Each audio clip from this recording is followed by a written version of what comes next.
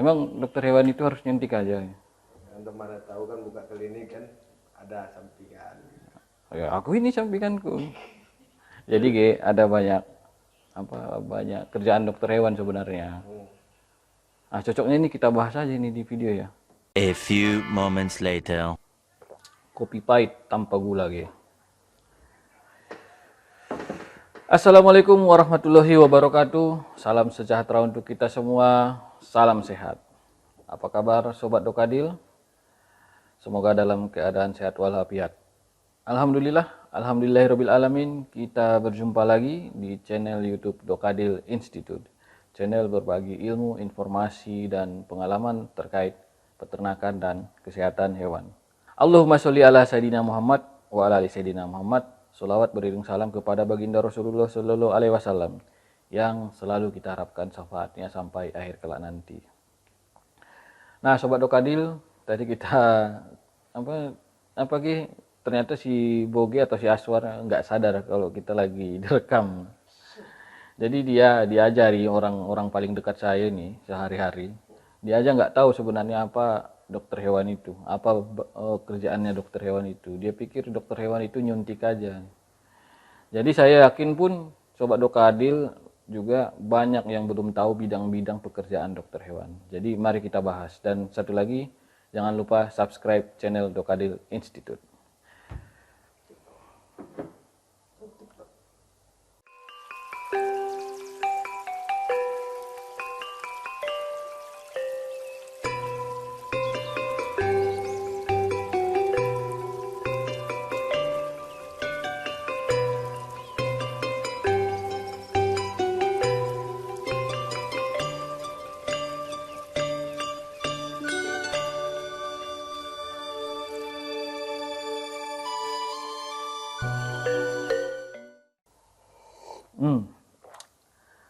Nah, Sobat Dokadil, sebenarnya ada 33 bidang pekerjaan dokter hewan.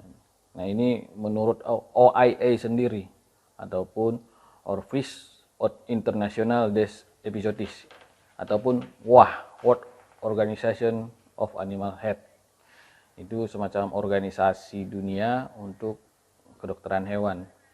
Jadi ada 33 bidang pekerjaan dokter hewan. Yang pertama itu adalah food teknologi ataupun di bidang teknologi pangan. Nah, kemudian adalah di food inspection ataupun inspeksi pangan. Dan juga ada di food hygiene ataupun higien pangan.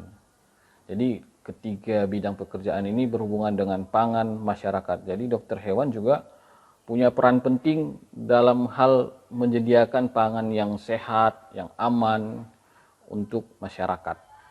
Kemudian yang keempat ada consumer protection atau perlindungan konsumen. Ya, jangan salah, dokter hewan juga bisa bekerja di bagian perlindungan konsumen. Kemudian dokter hewan di laboratorium. Kemudian yang keenam di bidang legislasi. Jadi dokter hewan juga bisa bekerja di bidang legislasi ataupun menjadi anggota dewan atau Dewan Perwakilan Rakyat DPR. Nah, ini bagi Sobat Dokadil yang punya kenalan atau rekan dokter hewan yang sedang nyalek, ya silahkan pilih dokter hewan untuk menjadi wakil rakyat. A few moments later. Nah, kemudian artificial breeding. Dokter hewan bisa bekerja di bidang pengembangbiakan yang artifisial. Kemudian dokter hewan bisa bekerja di zoos atau kebun binatang. Nah, kemudian ada laboratory animals atau hewan laboratorium. Nah, yang nomor 10 animal welfare atau kesejahteraan hewan. Nah, ini sedikit informasi Sobat Dokadil. Saya sedang melakukan penelitian tentang kesejahteraan hewan. Mohon doanya Sobat Dokadil agar penelitian saya ini ataupun tesis saya ini berjalan dengan baik dan menghasilkan hasil yang baik pula sehingga mempunyai manfaat bagi dunia peternakan dan dunia kesehatan hewan. Kemudian yang 11 di bidang zoonosis ataupun penyakit hewan. Zoonosis ini adalah penyakit yang dapat menular dari hewan ke manusia ataupun sebaliknya dari manusia ke hewan. Kemudian nomor 12 di veterinary medicine ataupun medis veteriner. Kemudian yang ke-13 clinical healthcare atau di bidang kepedulian hewan klinis. Ini biasanya di bidang klinik. Kemudian ada di disease control ataupun pengendalian penyakit.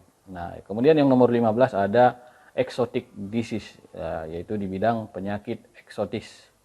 Kemudian ada juga dokter hewan yang bekerja di bidang epidemiologi ataupun penyebaran penyakit hewan.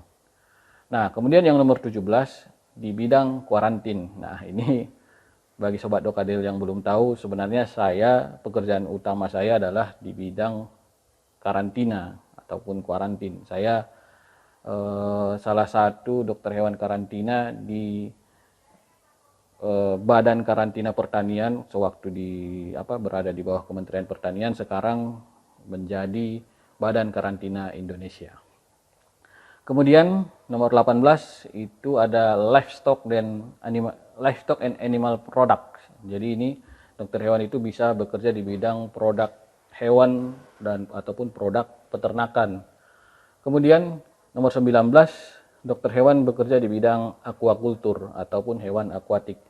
Jadi ada beberapa rekan saya yang bekerja mengobati ikan ataupun hewan-hewan yang hidupnya di air.